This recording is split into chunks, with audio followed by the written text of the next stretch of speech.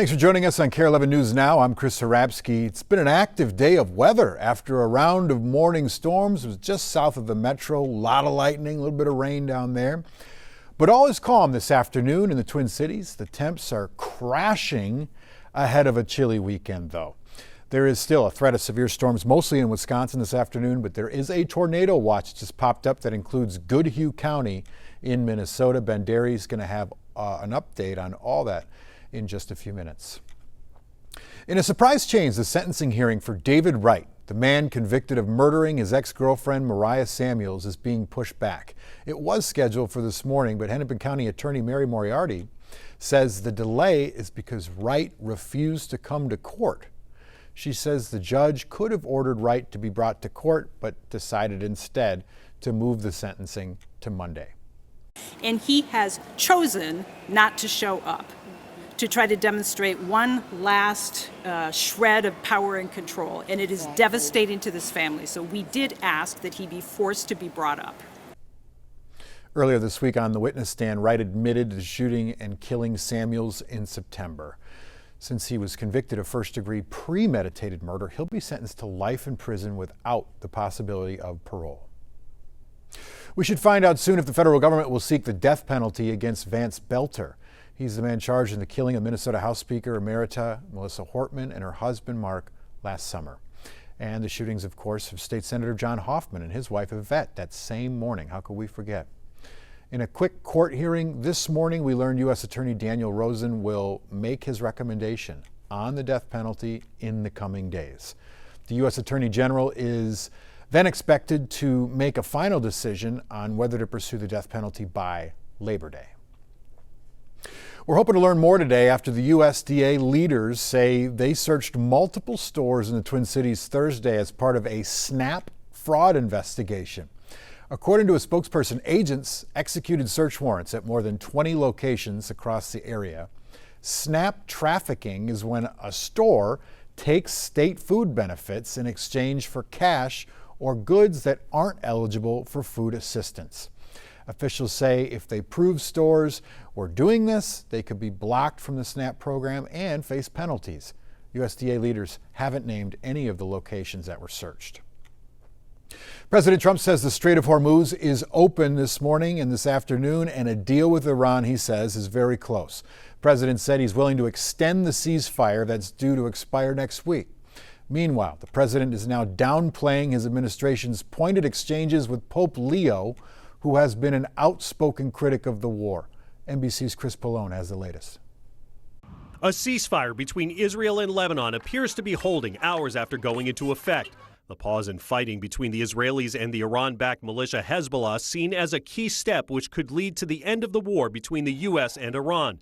The agreement already appears to be producing results. Iran announcing with the ceasefire the Strait of Hormuz is now fully open. President Trump reacting on social media. Iran has just announced that the Strait of Iran is fully open and ready for full passage. Thank you. Oil prices, which shot up at the start of the war, plummeted following the announcement. Traveling out west to tout his economic record ahead of November's midterm elections, the president once again signaling an end to the war could be near. The war in Iran is going along swimmingly. We can do whatever we want. And it should be ending pretty soon. Earlier, the president said he's open to extending the ceasefire with Iran, set to expire Tuesday if necessary, and that a new round of negotiations with the Iranians could take place this weekend. We're close to a deal. We're getting along very well with the new Iranian leaders. President Trump says the U.S. blockade of Iran's ports will continue for now. With American support for the war low, the Republican-controlled House Thursday voted down a measure ordering Mr. Trump to end it now by one vote. And while President Trump wants to turn attention to the economy, his continued back-and-forth exchanges with the Pope about the war threatened to distract from that topic. I can disagree with the Pope. I have a right to disagree. I have a right to disagree with the Pope. Pope Leo not responding directly, but telling a group of worshipers in Africa, woe to those who manipulate religion for their own military, economic, and political gain. After last night's economic roundtable in Las Vegas, the president heads to Phoenix today for a political rally with Turning Point USA before returning to Washington late tonight. In Washington, Chris Pallone, NBC News.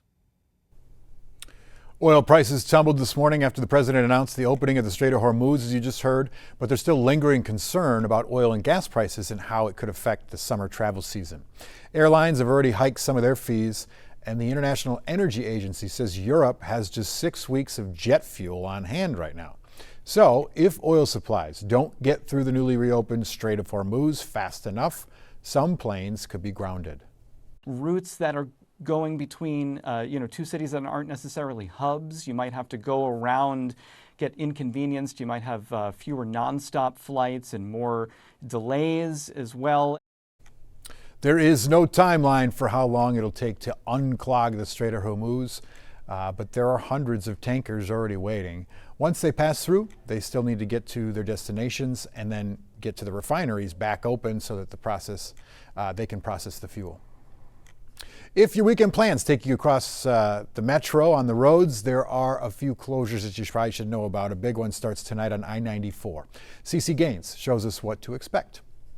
Hey there, construction continues on the John Ireland Boulevard Bridge. So starting Friday, 94 westbound will shut down between Marion Street and then 35E here in St. Paul. That closure will start at 10 Friday night and last through 5 a.m. on Monday. So you're going to have to detour this weekend. You could take 35E, Highway 36 and Highway 280 southbound. Remember, 280 northbound is shut down right now. The bridge is expected to reopen in August. So until then, please add some time to your drive if you have plans in the East Metro this weekend.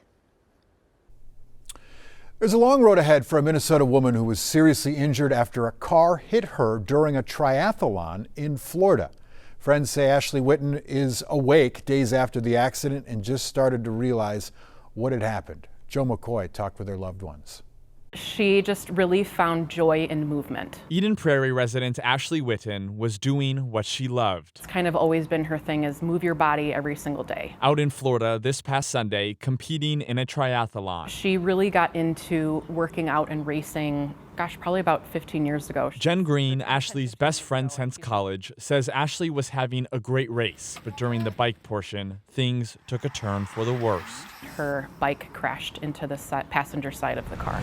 The Palm Beach County Sheriff's Office says a 74-year-old driver turned onto a closed section of the course. Another racer suffered minor injuries. Ashley was airlifted to the hospital. She had a severe spinal cord injury, probably the worst that you can have. That's what the doctor said. Jen says Ashley woke up for the first time today and is starting to realize her new reality. It's shaken me to the core because I'm thinking, what can we do? Our NBC affiliate in West Palm Beach talked with the race director, who says thousands of dollars were spent on 3,000 cones, signs, and sheriff deputies to keep athletes safe. She's still not moving any of her extremities, and it's been longer than 72 hours, and that's typically the time that they try to see if there's any movement. A woman that loved working out and racing, now fighting to move at all. Ashley is a fighter and a warrior, and if anybody can come out of this, it's her.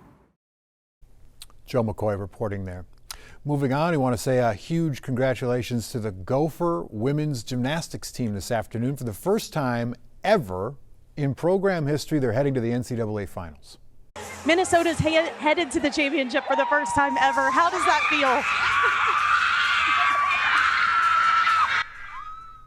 Pretty much says it all. I mean, she didn't directly ask the gymnasts, but there you go.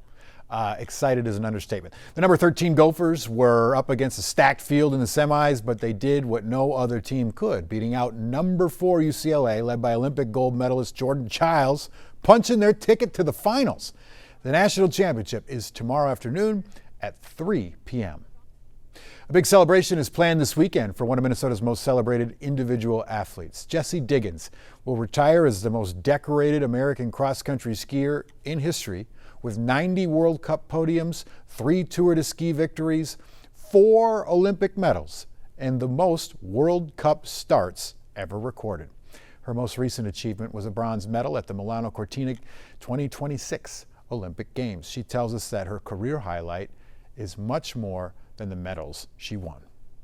A lot of it hasn't really sunk in yet. And I imagine it will really sink in like in November, when I'm not spending Thanksgiving doing race prep the night before, when I'm not like so nervous, when I'm like, oh my gosh, like I actually get to learn how to cook a turkey and like have a Thanksgiving meal with my friends. Like I haven't been home for Thanksgiving since I was 15 years old. So it's gonna be really different and cool and exciting for me.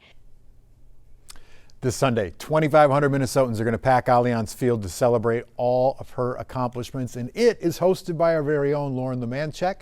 Unfortunately, the event is sold out. But her documentary, Threshold, will also be shown this weekend as part of the Minneapolis-St. Paul International Film Festival, and you can also watch that on Peacock. Stick with us. We got more news and weather coming up after the break.